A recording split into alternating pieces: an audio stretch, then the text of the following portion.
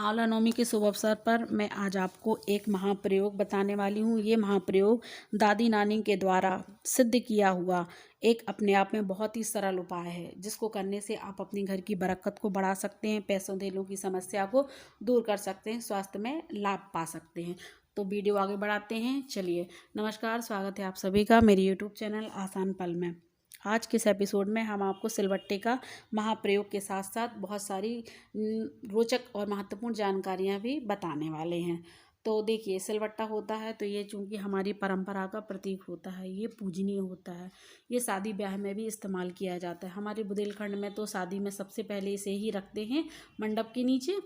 भले ही आप छोटे ही रूप में रखें, लेकिन रखा सो ज़रूर जाता है। तो आप जब भी लाते हैं सिलबट्टा तो आप इसे अच्छे से धो लीजिए, इसकी डस्ट मिट्टी वगैरह अच्छे से आप इसे वॉश करिए। और सबसे पहले वॉश करने के बाद आप हल्दी से इसमें स्वास्तिक बनाइए। तो आपको इस तरह से साथिया बनाना है।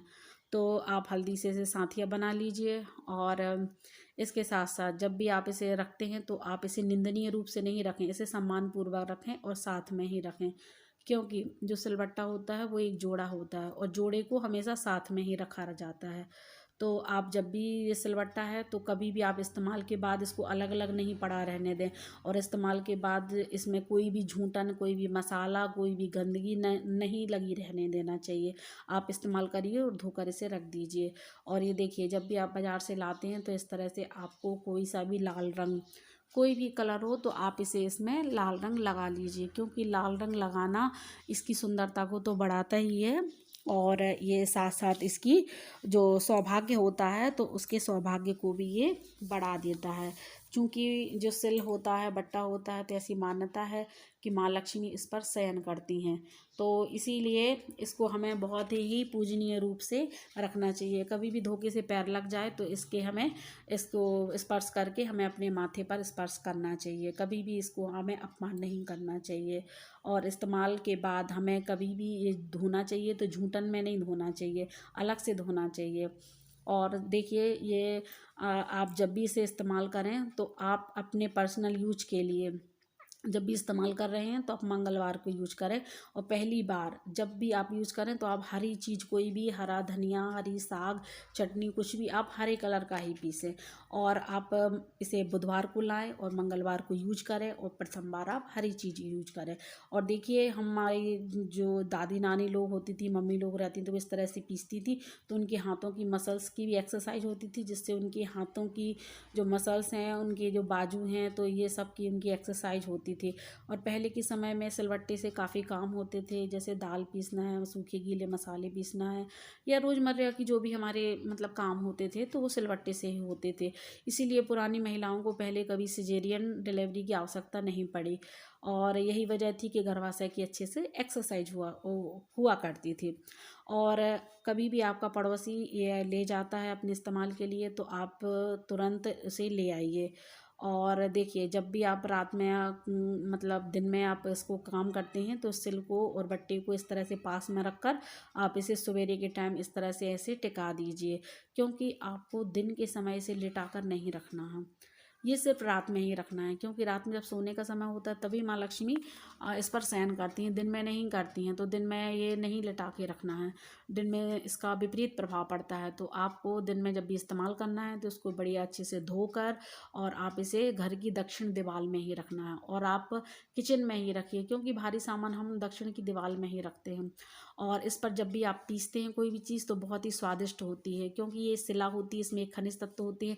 ये देखिए, आप भले ही छोटा सा टुकड़ा रख लें सिल्क के नुमा, लेकिन घर में ज़रूर रखें, क्योंकि ये हमारी परंपरा का तो प्रतीक है ही है। साथ में ये मांगलिकता को बढ़ाता है, हमारी शुभता को बढ़ाता है। कोई आपसे कोई भी मांगे तो आप इसे फ्री में मत दीजिए, और ना ही आप इसे बेचिए, ना ही दान में दीजिए। और कोई आपके यूज के लिए ले जाता है तो आप तुरंत मंगाइए, क्योंकि आपकी ये शुभता दूसरे के पास है। और जब भी आप इसमें काम करते हैं तो रेगुलर काम करने के बाद क्या हो जाता है, एक समय ये चिकना हो जाता है। और चिकने होने की वजह से क्या होता है कि जो मसाले वगैरह जो हम पीसते हैं, दालें वगैरह, औषधि वगैरह जो भी हम यूज करते हैं, तो क्या होता है कि वो उसमें ठीक से नहीं मतलब पिस पाता है। तो ये टकवाने का काम होता है, तो वो हमें शनिवार के दिन ही करना चाहिए। तो इस तरह से आप शनिवार को इसको टकवाएं। और इसके साथ साथ बहुत ही जो मैं उपाय बताने वाली हूँ आपके लिए, ये उपाय है, तो ये उपाय आपको पूर्णिमा के दिन करना है, या फिर आप अष्टमी के दिन भी कर सकते हैं, नवमी के दिन भी कर सकते हैं, या अभी धनतेरस निकली तो आप धनतेरस को भी कर सकती थी।